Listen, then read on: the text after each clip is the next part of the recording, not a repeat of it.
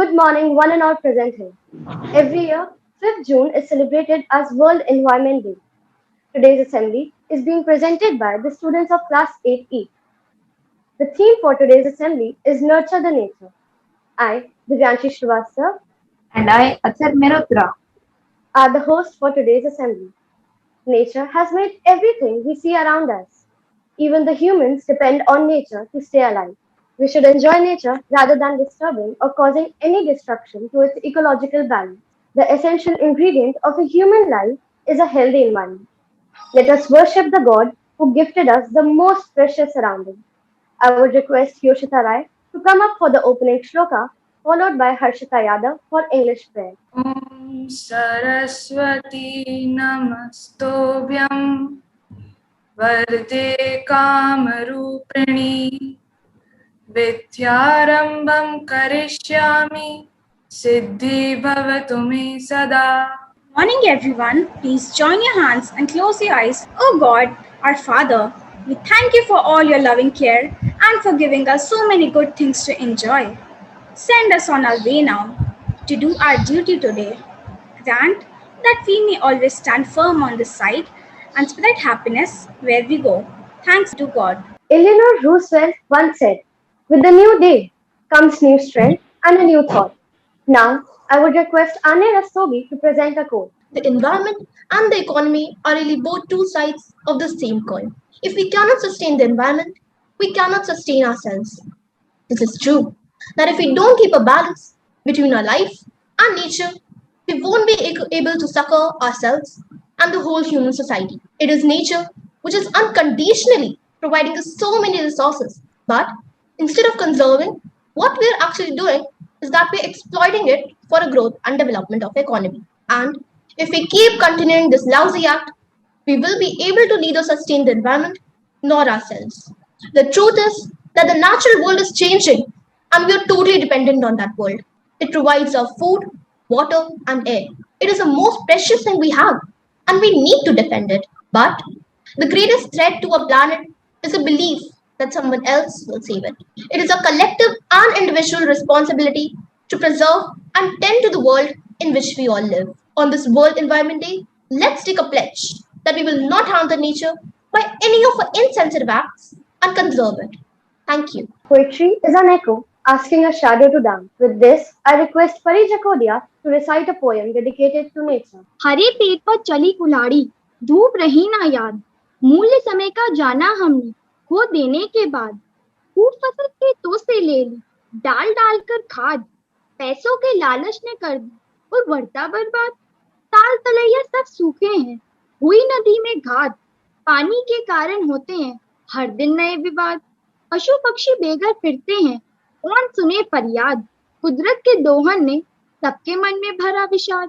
Now, I would like to pass on to Athar Mehrot. World Environment Day is celebrated every year on June 5 globally. It is a day on which we spread awareness about the environment and the need to conserve it. It is essential to advocate for a greener environment and conservation of nature. It is quite simple, as when we have conserved the nature today, we would be able to live tomorrow. World Environment Day is a perfect opportunity to make people aware of the issues we are facing and how one can contribute to save it. So we should preserve nature to celebrate this day. So now I would like to pass on to Atulya for speech on Sundar Lal Bhagunaji, who was an Indian environmentalist and a Chipko movement leader. Sundar Lal Bhagunaji was a noted Indian environmentalist and the main Chipko movement leader who recently passed away at the ripe old age of 94. He lived life dedicated to the preservation of our natural resources and is known primarily for leading Chipko movement. Sundar Lal Ji was, amongst other things, opposed to the construction of large dams as they could ruin entire ecosystems. He has been honored for his works with several prestigious awards such as the Jamna Lal Bajaj Award, the Padma Shri, which he declined, and later on the Padma Vibhushan. While Sundar Lal Bhagunaji may not be here with us today, his legacy is ever persistent, and multiple men and women have taken up his baton, such as Mr. Jadav Mulai Payeng, who has planted over 1,500 acres of trees starting from the year 1979 and is now inhabited with several endangered animals such as the Bengal tigers and the white rhinoceros. or Sunita Narayan, who was the director of the Indian Center for Science and Environment and has co-edited the State of India's Environment Report. While we do have a large number of environmentalists and social activists, we shouldn't forget that the only major changes that can be brought must begin at the levels of individuals like us. To assume that nurturing our home requires the growth of our lifestyle is debatable. What, however, isn't is that it would require immense dedication and innovation brought forth by the billions who inhabit the blue pearl. To end it off, I would like to quote Dalai Lama. It is our collective and individual responsibility to tend to the world and preserve the world in which we all live. Thank you. You all know that pollution is a major problem in this world, leading in the depletion of the ozone layer. So now I would like to pass on to Harsh for the English poem on pollution-free environment. I love my environment, so fresh and clean. See the birds chirping up in the tree. Look at the oil fish swimming in the clear blue sea. A morning breeze so fresh and clean. No cloud of black smoke daunting me. A paper here, a paper there. Soon they are everywhere. Birds and fish losing their homes. The cutting down of trees and the pollution of the seas. What could this be? The negligence of the human being. Save the birds, save the trees. The road of recovery begins with me. Let us keep our environment clean. Thank you. Now I would like to invite a class teacher, Shraddha ma'am, for some words on the topic. Thank you so much, Athar. What we are doing to the forests of the world is nothing but a mirror reflection of what we are doing to ourselves and one another. This famous quote by Gandhiji keeps us grounded in today's reality.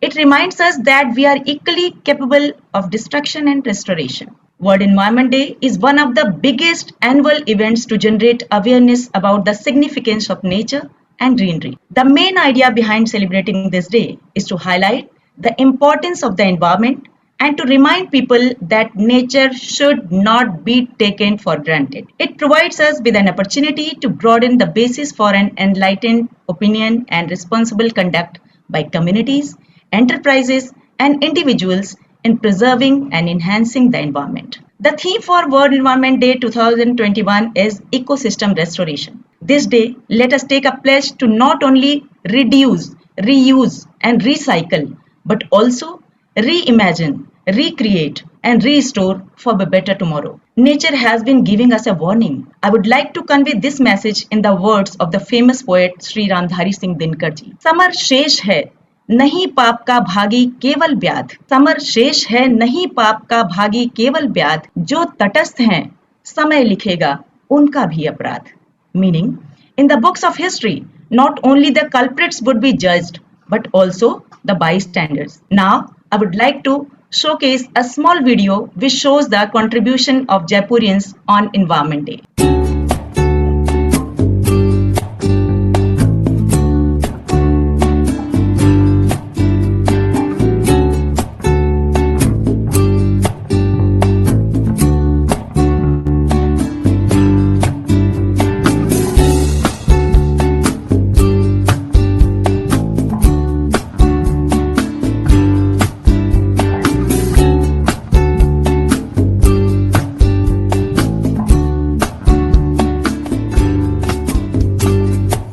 Thank you. Children, this was a compilation of entries from the early birds, and we are eagerly waiting for more entries from all of you. Now, I would like to invite Varsha Trivedi ma'am to throw some more light on the topic. Good morning, all of you. Thank you so much, Shraddha ma'am and Deepa ma'am, for this opportunity. I was really looking forward to have a talk according to this. World Environment Day, as you know, is celebrated every year on June 5 to remind us that we are not alone on this planet. There is a huge biological ecosystem, and humans' own survival is dependent on that.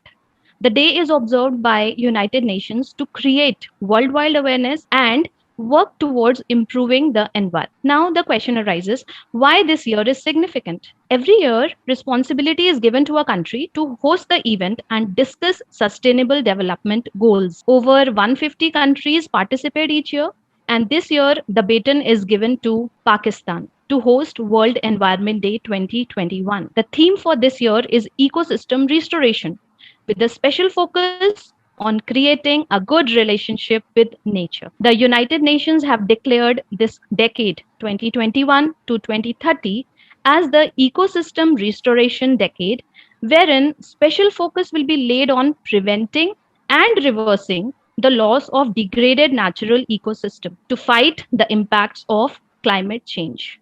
We must imbibe positive thoughts from wherever and whosoever it comes. In the same context, the government of Pakistan took up massive afforestation drive through a 10 billion tree tsunami spread over 5 years. Now let us talk about the current pandemic scenario. You all know very well about how to save water, how to prevent air from getting polluted, what's the need of planting trees, etc., etc. But today, I want to draw your attention towards another very big problem. And don't be disheartened, there is a solution also. The biggest crisis waiting for us post COVID is the garbage of used face masks, PPE kits, and gloves. You will be surprised to know that currently we are using 129 billion, I repeat, 129 billion disposable masks each year across the world, which means we are using 3 million face masks per minute. 3 million face masks per minute. Of course, this number will double as we are using 2 masks these days. These masks are made up of plastics and we don't know how to dispose them. When thrown in garbage, they can be a threat to spread the infection. When thrown in water, they act as pollutant. When burnt, they pollute the air. So, what can we do? Let me tell you about Dr. Binish Desai, the recycle man of India. He believes that nothing is useless in this world. Your waste can be someone else's asset. Now he is working on masks, PPE kits, and gloves and creating bricks from these used products. These bricks are extra strong and much cheaper than the usual ones. And don't worry, he is getting them sterilized and disinfected at least thrice before recycling. So you can be a part of this project as suggested by Principal Ma'am just now. You can work on this direction, and rather than throwing these masks here and there, you can install special bins to collect them, pack up in the carton and send it to him. If you want his detail, I will of course share the details of Binish Desai with you. This solution is very simple and yet super effective. You may think this small contribution from your end will be worthless. On this, I would like to quote Steve Jobs: the people who are crazy enough to think they can change the world are the ones who do. So let's join our hands and do our bit to preserve Mother Nature before it's too late. Thank you. Forgiveness, in a psychological sense, is the international and voluntary process by which one who may initially feel victimized undergoes a change in feelings and attitude regarding a given offense and overcomes negative emotions such as resentment. I would now request Ishani Singh to recite a poem on forgiveness. My God, forgive us for all the evils that we humans are doing to the nature in general. Forgive us, God, and help us become aware and act in order to preserve what we still have, what remains of nature, and seek to recover what still can and must be recovered. Forgive us, God, and bless us all for us to be better people and be aware of our responsibilities towards everything around us, but also in our relations to ourselves. Thank you, my God. Amen. I would now request our principal, Mrs. Kromni Chopra ma'am, to address the gathering. Good morning, teachers and children. Thank you for choosing this topic today. Well, when it comes to nature, it is my personal favorite. And each time I feel somebody playing with it and troubling it, trust me, it becomes too painful. Perhaps nature, this entire COVID scenario has taught us how we have thrashed it, mutilated it, battered it. And we've battered something which has been given to us by the Almighty as the biggest resource. If I may say, nature is the art of God. And if nature is the art of God, obviously, He, through that art, helps us to infer.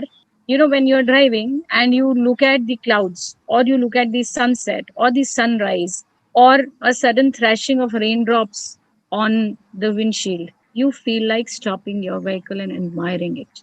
Now that tells us the immense connect we actually have with it and how we have moved away from it because of the lifestyles we have assumed. I would like to talk about three lessons: acceptance, collaboration, and liberation. I talk about these because I feel acceptance and collaboration should be learned by all human beings as a rule. And then liberation, because liberation is something which will help us to achieve the aim of life. It makes us fearless. So, children, as seasons change, we are guided by nature to learn acceptance day in and day out. A green leaf does not resist turning red when autumn approaches, and the leaves do fall when winter arrives.